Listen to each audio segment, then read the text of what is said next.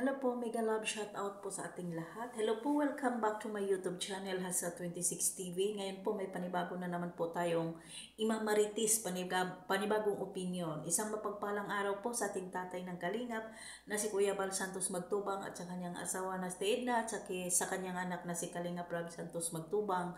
Ay, naku po. Tulungan po natin sila mga langga, suportahan po natin ang mga kanya-kanya po nilang channel. Kasi po sila po ay kalingap, sila po ay tumutulong sa mga mahihirap. Okay po mga solid Rina at mga solid kalingap dyan. Ngayon po, may nagsabi po sa akin na ito daw po yung nagsasabi ng isang netizen na hindi ko po alam kung solid Rina po ba talaga siya. Okay. Sabi niya ay isip bata daw si Rina. Dito po ay kanina sa aking live ay nag-comment po siya. Ay ngayon din po ay nag-comment po siya doon sa aking sa page po namin. Huwag daw namin pag-aksayahan ng panahon ng isip bata na si Rina daw. Ay Diyos ko naman po, bakit naman po nasabi ninyo na isip bata po si Rina dahil din po ba sa kanyang attitude noon? Diba po, tapos na po yan. Dahil po alam naman po natin at sinabi na po ng doktor at sinabi na rin po ni Roda na si Rina po ay may sakit po na trauma po si Rina. Hindi lang po natin alam kung ano pong klaseng trauma ang naganap sa aming bunso ni Rina. Sa aming bunso na Rina. Okay? Kaya ngayon po ay isa na naman pong balitang pinakamasakit. Di po ba? Ngayon po ay nagwawagi po ang aming dalaga. Hanggang ngayon po marami pa pong views ang aming dalaga. Sobra-sobra pa po. Dahil malapit na po rin lampas na po kami sa 500,000 na ang ina-upload po ni Kalingap Rab ng bago.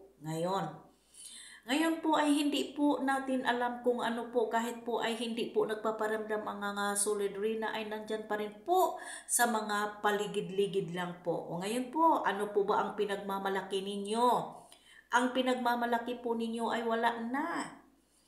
Ngayon, sabi ko nga sa inyo, huwag tayong masyadong lumipad kasi masakit pong mabagsak. Ngayon, di po ba?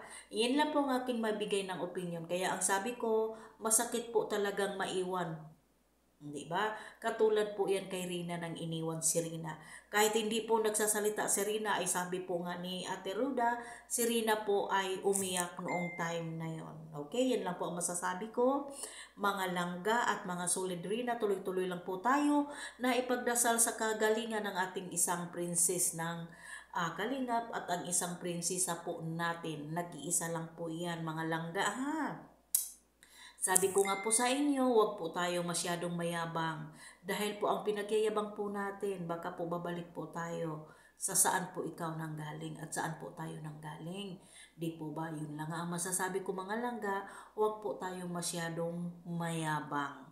Kasi po, pag nagyabang po tayo dito sa YouTube channel o sa lahat po ng mga viewers na pinagsalitaan po natin ng hindi maganda, baka ma-zero balance po tayo dahil ang nagpapaangat po ng ating YouTube channel ay mga viewers at mga subscriber.